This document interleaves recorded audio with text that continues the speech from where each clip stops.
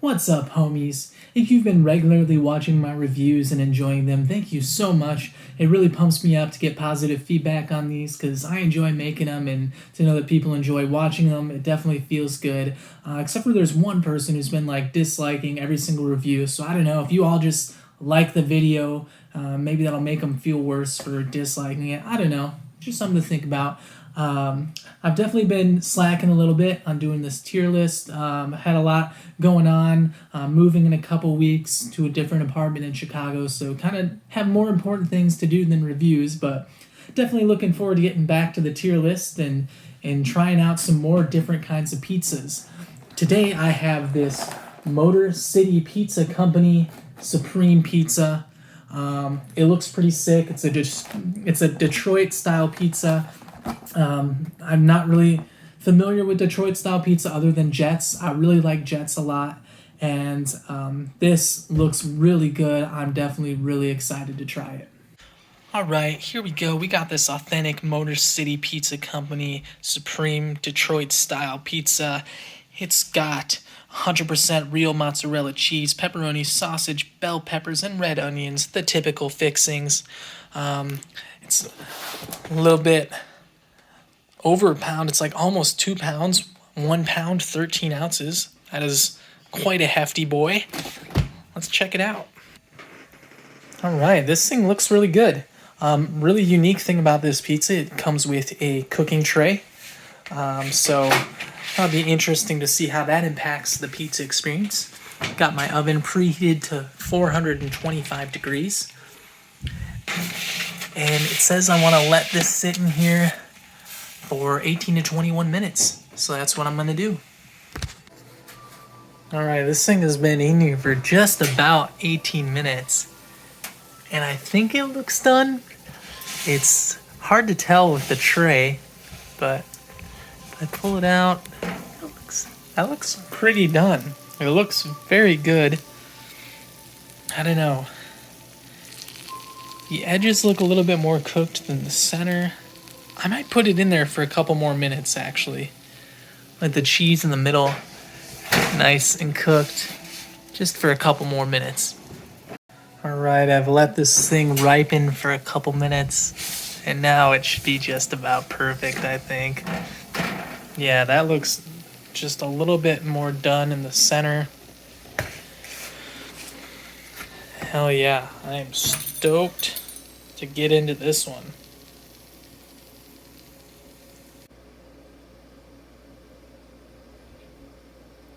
Alright, I have let the pizza rest, which is honestly, it's so hard to do when you're super hungry. You just want to dive right in. But I think it is a very important step in eating a pizza, just to let it rest so it's not too hot, so you can bite into it. And I'm even feeling right now that it's too hot for me to eat.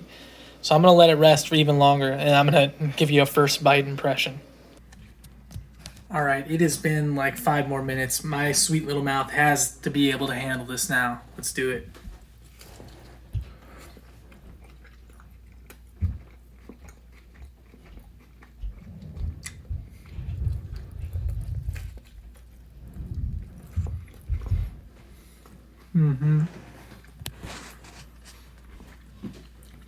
That's really good.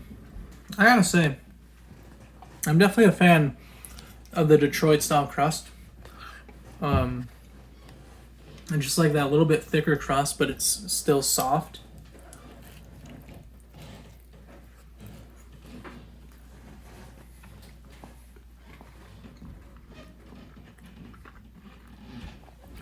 It's very cheesy.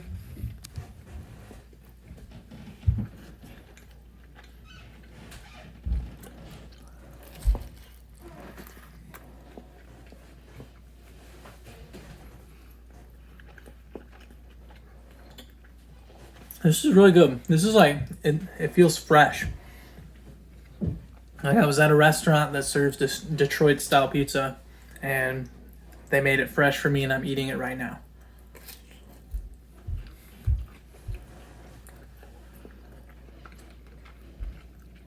It might have something to do with the way that it's cooked in the pan, the way that keeps the crust so soft.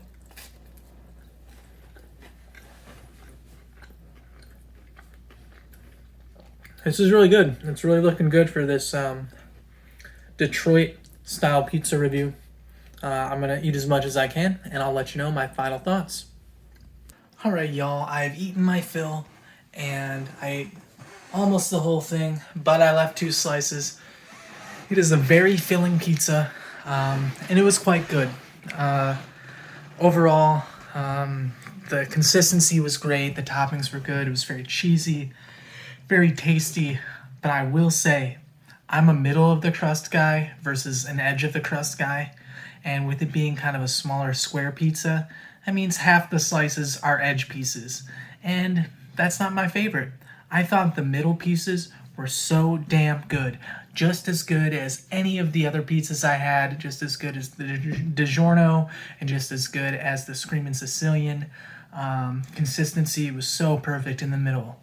But on the edges where the crust was a little tougher, it wasn't as enjoyable. So I definitely have to dock the pizza for that. But overall, it was still very good. I would say the value is good on this pizza. I think it runs you about $6 or $7, and it definitely is really filling. If you can't eat the whole pizza in one sitting, I'd say that's pretty good bang for your buck.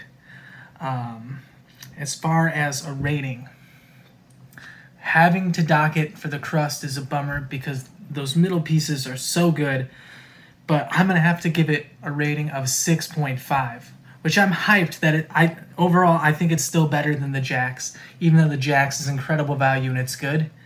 The middle of that pizza was so damn good. I honestly wish I could get a bigger one and have more middle pieces because it was really, really good.